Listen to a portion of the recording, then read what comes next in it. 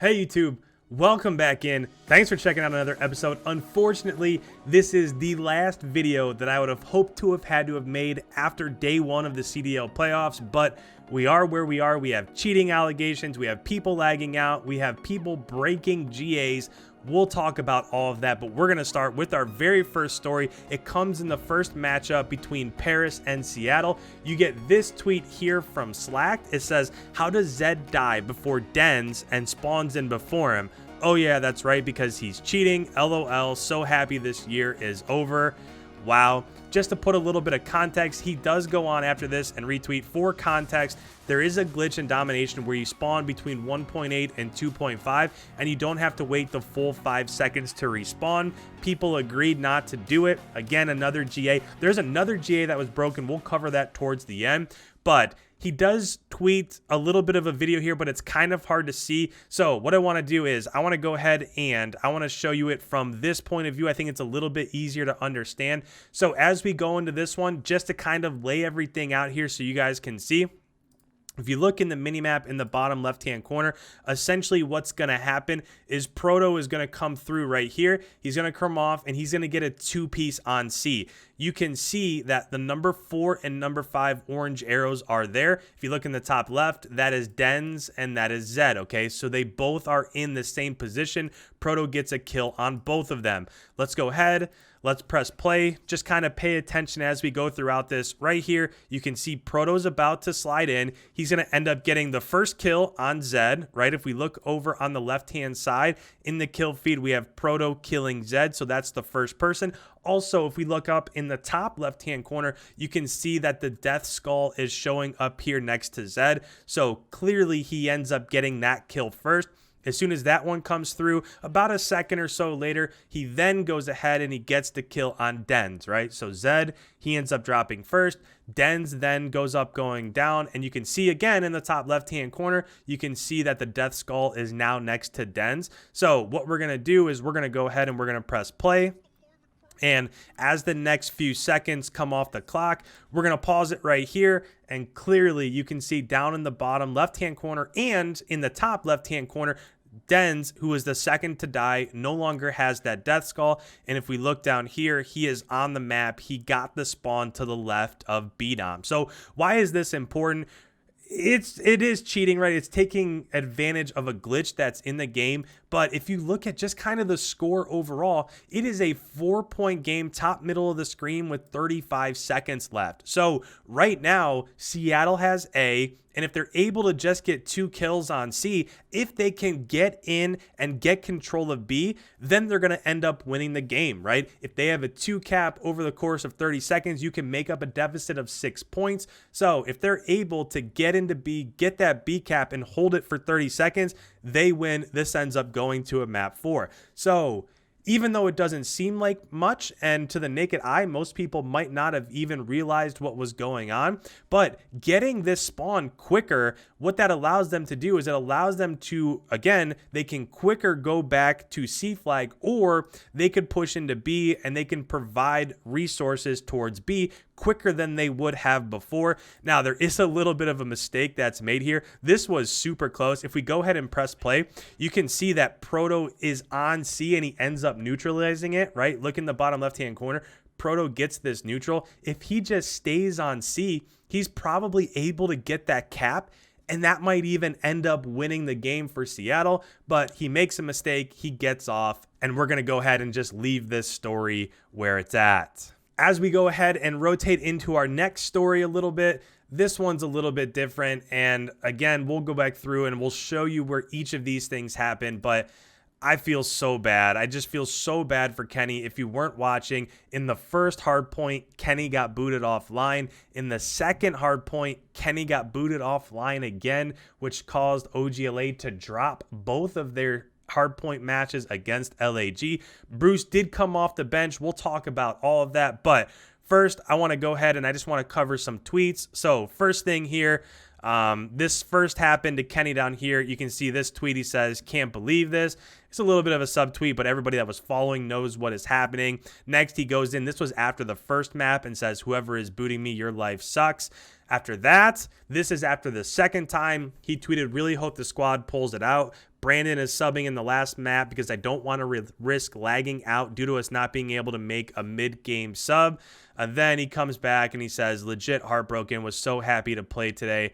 And I just feel so bad for him. Not only does this hurt what OGLA was capable of doing, luckily they do come back and they win the map 5, but for me, I just feel so bad for him because imagine how hard he's been grinding over the last 3 weeks since the last event has ended. In this build up to CoD Champs, these guys are playing 8-10 hours a day, absolutely grinding in scrims and then grinding in 10s, and this moment is what he's been waiting for, and he doesn't get to play map 5 because he keeps being booted offline.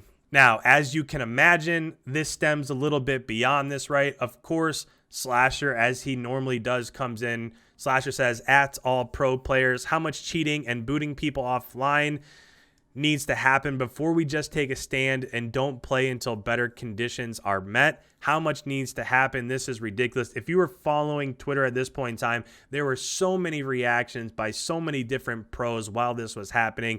So Slasher looked like he was going out of his mind. Every single time that they showed their cams in game, he just looked dejected. He looked like he was just beaten down, and I'm really shocked that they were able to come back, gain their composure, and get a victory. This next tweet that I want to show you is from Classy. This is where they kind of start talking about a possible solution. Classy said, if only the Millionaire Company made a pause feature for moments like this. And then, of course, Clayster gets in here. He says, billionaire, but yeah, totally agreed. Pause is the only solution to an online situation like this. And this is what needs to happen, right? In order for this to stop, there needs to be a way to pause the game, to wait for everybody else to reconnect, and then you hit play. They had that at LAN, but online it's probably just too difficult to reconnect somebody, make sure they're on the right team. It's just not a viable option right now. There were some interesting takes after this. One thing that I want to show, Sinful says, is there any chance the substitutes can sit in on the match and then hop in if someone gets hit? And I really like this. A couple replies here. Looney said this would have to be a thing. Have a sub ready to spawn in if a lag out happens. And then Marky B says, solid idea. If the guy gets back in the sub, has to immediately leave. Could work, maybe. I do think that in this scenario, this might be a viable option. For example, imagine OGLA. They have Chino just in Codcaster mode or whatever. And if Kenny bounces, he can go ahead, he can switch team, and he can automatically just pick up where they left off.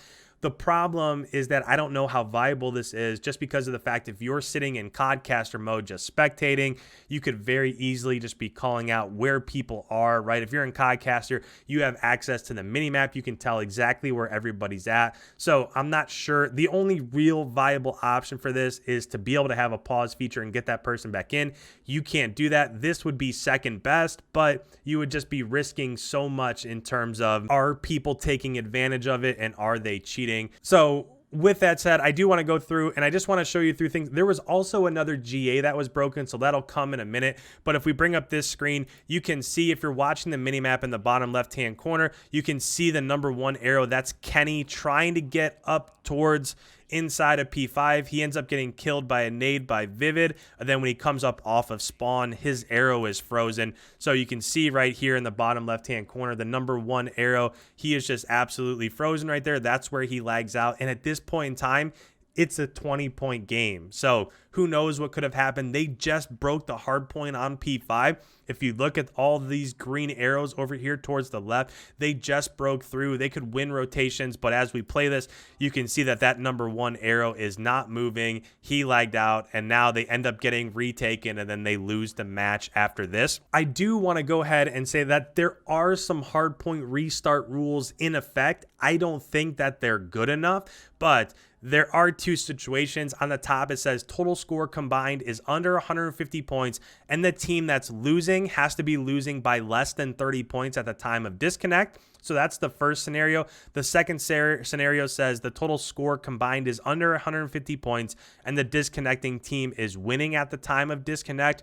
The issue here is that if you're talking about 150 points, that would be like a 75 to 75 game. Normally that happens in like the third or fourth hardpoint. So this is great for the first set of rotations, but when you're playing hardpoint matches with pro teams that go into the third set of rotations, you're only covering the first third of the map here. You're not covering, or you're not thinking about what happens halfway through, 2/3 of the way through, towards the end of the game. If we go back to just this first map, it's a 12-point ball game when he ends up being spawned out. They're inside of the P5 hardpoint, so this is basically a tie ball game, but I agree, it is a little bit too late, right? If you're thinking about the other side of things, if it's a 10-point ball game and you don't have rotations for P2, and you know that now you're going to lose as it rotates to P2, what's to keep pros when $100,000 are on the line in the very first matchup from just pulling their router and say, well, it was a really close game? So I get both sides of the story.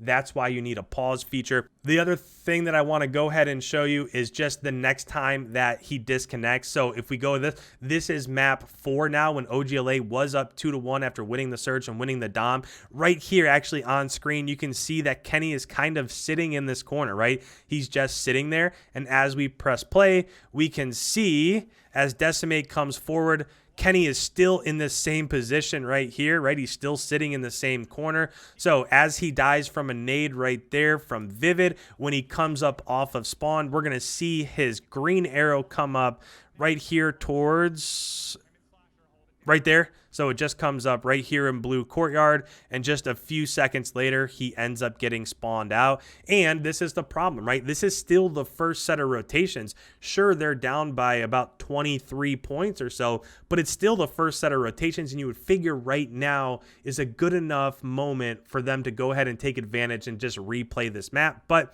if you're LAG, it's nothing on their behalf either, right? If you're playing for 100 grand, and I get that you would want to stop, you'd want to pause it, but you have to play through. If right now everybody goes ahead and quits out and one person from OGLA stays in the game and ends up winning it for them, they're going to get the win. So their hands are kind of tied, right? There's not too much that they can do. The last thing that I want to go ahead and I want to cover is, I don't know how many people caught on this, but as soon as it happened, I realized if we go ahead and switch over to this game, it is currently tied 3-3. Seattle is on rotation. They're about to get the bomb down. So we're going to press play. PANDUR is currently about to plant. He's planting right now. As soon as he plants, watch this. So we're in kind of like this third person mode. Pros have had snaking GA'd for what seems like months now, right? You're not supposed to do it. Snaking is repeatedly laying down, standing up, running, laying down, standing up, running behind a piece of cover. It basically makes you impossible to get killed. Your head just pops up just for a second and then it goes away. So as we go ahead and press play, you can see PANDUR right here. Look at what he's doing. This is classic snaking right here. Basically, he's impossible to kill at that point in time. And I don't want to go too far into this, but it's just another thing where the game hasn't been fixed. It has a broken mechanic. People are still taking advantage of it. But to end this on a happy note, I do want to go through, and what a performance out of DASHY, right? As we go ahead and bring this up, this is the round 10, where in just a second, it's going to rotate to his point of view. He gets this snipe right here on Vivid. This is actually his second of the round, so he did get one earlier. And then as this round kind of comes to a close, right now OGLA has a 4v3. We're going to see another snipe come through out of DASHY right there. He gets the snipe on blast, and that was pretty big because that was the person that was planning. So now it's a 4v2. The rotations are in, and right there, Slasher gets a kill on Decimate. He gets traded out by Saints. DASHY tries to be the hero with the 4-piece, but Saints reveals his location, and TJ gets the final kill. And as you would have it, the best way to have it, OGLA comes through, gets that map 5 win, and they are on to the next round, elimination bracket round 2. So any comments on this one? This is one of those videos where I want to hear what you guys have to say. Put it down below. I'm super interested in what you guys have for this one. If you're new around here, make sure you hit that subscribe button. I will bring you a video every single day covering the Call of Duty playoffs from start to finish. Leave a like. It really helps out the channel. Thanks, guys. Look forward to day 2 of Call of Duty playoffs. We will see you in tomorrow's upload.